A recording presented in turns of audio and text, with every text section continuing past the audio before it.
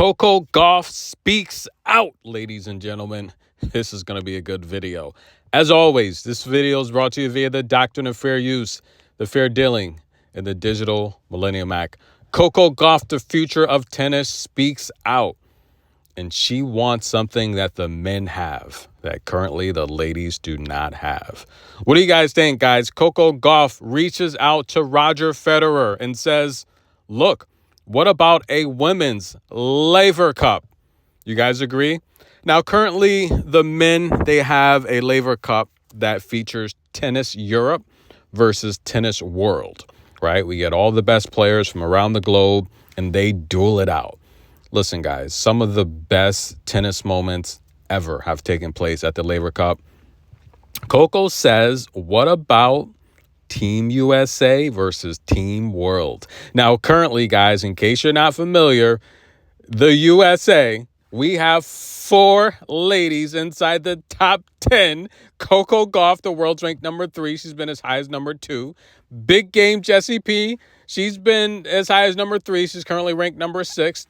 And it doesn't stop there, guys. Maddie Patty. She's the currently ranked number 7. That's her all-time high, right? That's the 3rd American inside the top 10. Congratulations, Keys. So classy. I'm so happy for your success.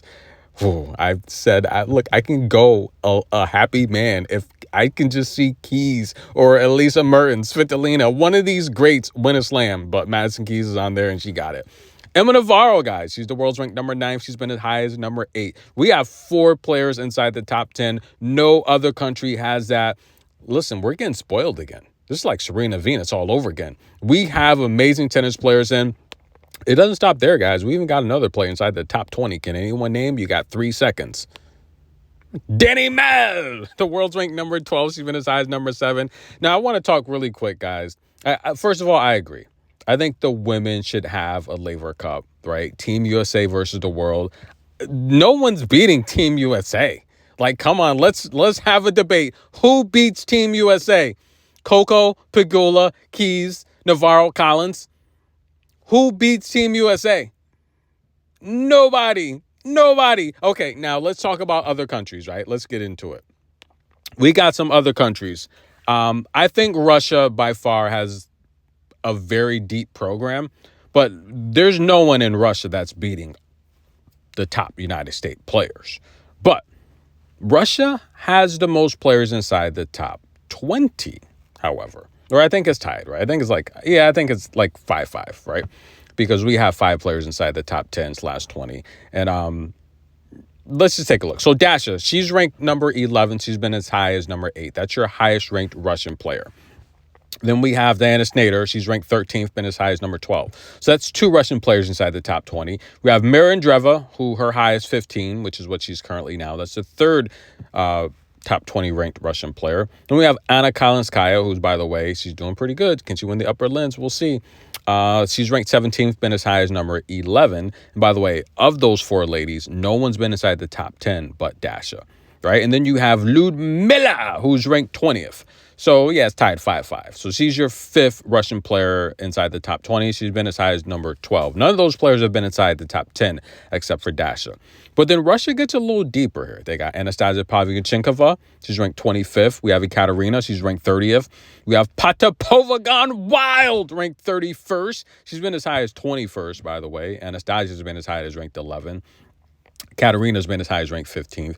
Then Veronika Kudermetova, who's dropped down to ranked 54th. She's been as high as 9. She's a former top 10 player. She missed out at the Fort Worth WTA finals, right? That one match that Sakari had in Mexico, freaking crazy. So Veronika would end up winning the doubles title with Elisa Mertens, but she was going for a champ singles and doubles like Pegula and Coco did that year. So what do you guys think? Russia and the USA, only country with 5 players inside the top 20. So quite frankly, it's clear that Russia and the USA are producing the best tennis programs. But Russia's program is probably a little bit more intense involved than our program. I think, their officials really get behind their players. Look how big Mira is over there. We're here in the United States. It's just so competitive. We have some prestigious tournaments for sure. We have the U.S. Open Juniors, we have Orange Bowl. So we have some prestigious tournaments. But I think, like Osaka probably said it best, when you're good in the United States, you get your coaching team and you just work on yourself. I think a lot of these other countries, they have much more involved tennis programs because, we have so many sports here. We have basketball, football, baseball, hockey. We have all these professional organizations that are just naturally so competitive that you can be good and just make these leagues just off of talent and the right people around you. But I think a lot of these other countries, they put more into their players because they don't have as many big sports organizations that we have in the United States. So I think that's how you can get like so many Russian players here just inside the top 50 per se. And of course, we have a lot more players as well that are doing well. But I think without a doubt, the United States and Russia have the two best tennis programs. But I think Australia has some good players. Now, check out the community. You see Jones, she's on my top teenage prospect list. But Australia has Maya Joint. And now she was born in the United States, but look, she's going to attend college here as well, but she's a resident of Australia. You have Gibson, who just turned 20. You have Preston, who won last night as well. Jones, who won it last night as well. I think Australia is a country you want to watch out for. They have some teenagers that are upcoming that are pretty good. But overall, I think between Coco, Emma Navarro, Keys is like,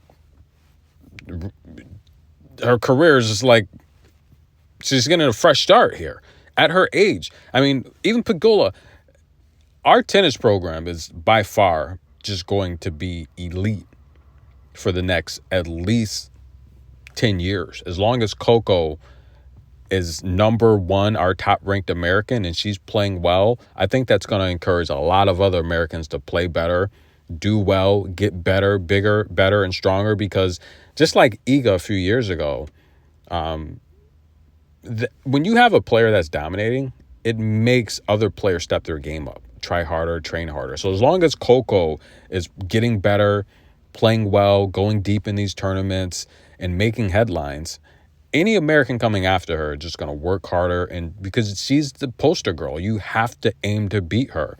And already, being so young, anyone that plays Coco, their goal is to beat her. Coco gets everyone's best, right? Because she's such a big name.